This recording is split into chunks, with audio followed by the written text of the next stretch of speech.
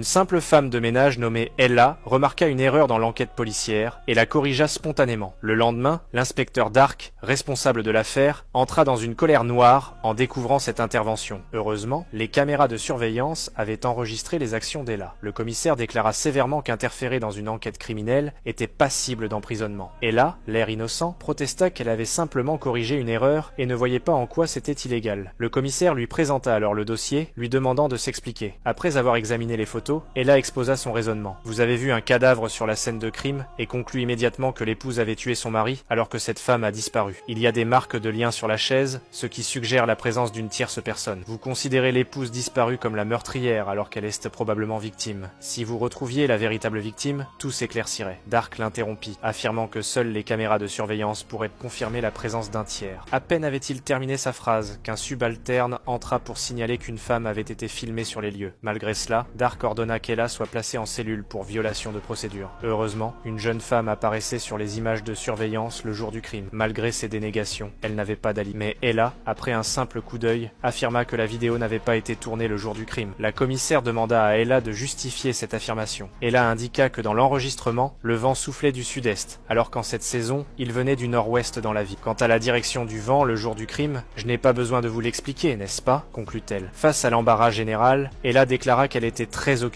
et quitta les lieux. Mais à peine sortie du commissariat, elle aperçut la fille de la victime. En tant que mère, elle comprenait parfaitement ce que ressentait cette jeune fille. La commissaire s'approcha alors et proposa d'annuler l'amende et la détention d'Ella si elle acceptait de collaborer à l'enquête. Ella accepta, précisant qu'elle voulait simplement aider cette jeune fille à retrouver sa mère. Le groupe se rendit chez la sœur de la victime pour l'interroger. Après un simple coup d'œil aux objets dans la vitrine, Ella affirma que cette femme était suspecte et demanda si elle avait un alibi pour le moment du crime. Dark, irrité par cette attitude, se disputa violemment avec Ella. Ella partit furieuse mais revint rapidement vers Dark. Elle s'était introduite discrètement dans l'entreprise de la femme et avait découvert une lettre prouvant l'existence d'un litige financier entre la victime et la famille de sa sœur. Dark, à nouveau stupéfait, convoqua le mari de la sœur. Mais celui-ci disposait d'un alibi solide pour le jour du crime. Ella restait sceptique, mais lorsqu'elle voulut l'interroger elle-même, l'avocat de l'homme arriva et la police dut le relâcher. Frustrée, Ella abandonna l'enquête sur le champ. Le lendemain, Dark frappa à la porte d'Ella. Sans cérémonie, elle lui confia son jeune fils et commença à exposer sa théorie. Chez la sœur de la victime, elle avait remarqué que tous les bibelots étaient découverts de poussière, sauf une grenouille dont le socle portait le nom d'une petite ville. Une ville qui n'abritait qu'un parc aquatique et des boîtes de nuit. Une destination étrange pour un couple de cadres. Ella et Dark se rendirent ensuite chez la victime. Dans le téléphone de la fille, Ella avait vu une photo prise 3 jours avant le crime, montrant des fleurs encore fraîches, alors que sur les photos de la police, elles étaient fanées. Or, ces fleurs avaient normalement une durée de vie de 4 à 5 jours. En considérant les professions du couple suspect, elle biologiste, lui consultant en sécurité, elle a compris qu'ils avaient manipulé l'effet de serre dans la pièce. D'abord en abaissant la température, puis en l'augmentant brutalement, perturbant ainsi l'estimation de l'heure du décès par le médecin légiste et se créant un alibi. Quant à la raison pour laquelle il n'avait